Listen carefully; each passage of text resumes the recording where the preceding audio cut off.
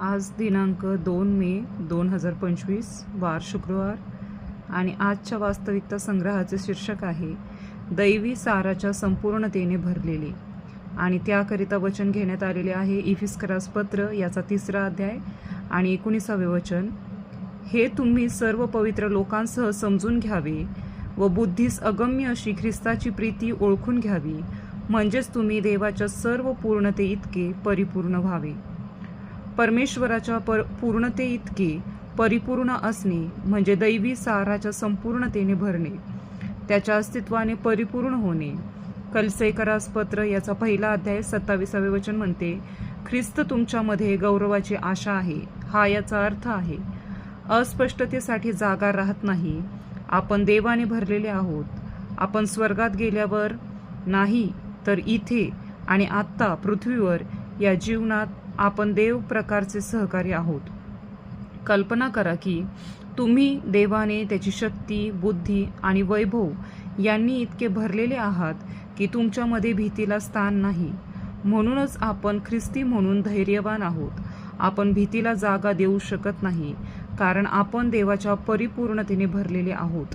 भरलेले असण्यासाठी ग्रीक शब्द आहे प्लेरो आणि त्याचा अर्थ पूर्ण किंवा कमाल, सर्वात जास्त. देवाच्या पूर्णतेत चालत ही जाणीव प्राप्त केली पाहिजे. प्रभू या प्रौढ अवस्थेत आलेल्या चर्चला स्वर्गारोहित करेल. दैवी संबंधाच्या जाणीवेने आपण या जगातून निघून जाऊ. हे भय किंवा निराशेमुळे जगातून पळून जाणे नाही, तर पृथ्वीवर स्वर्गातील शक्तींचा वापर करून विजयीपणे बाहेर पडण्याबद्दल आहे. डाग किंवा सुरकुत्या नसलेल्या गौरवशाली चर्चसाठी प्रभू येत आहे.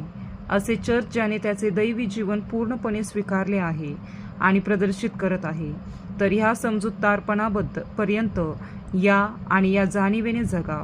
ख्रिस्त येशूद्वारे त्याने आपल्यामध्ये काय साध्य केले आहे हे दाखवण्यासाठी देव आपली वाट पाहत आहे.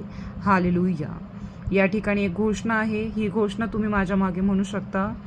मी देवाच्या परिपूर्णतेने, त्याच्या दैवी तत्वांच्या संपूर्णतेने, त्याच्या अस्तित्वाने भरलेलो आहे. माझ्यामध्ये ख्रिस्त हा गौरवाची आशा आहे.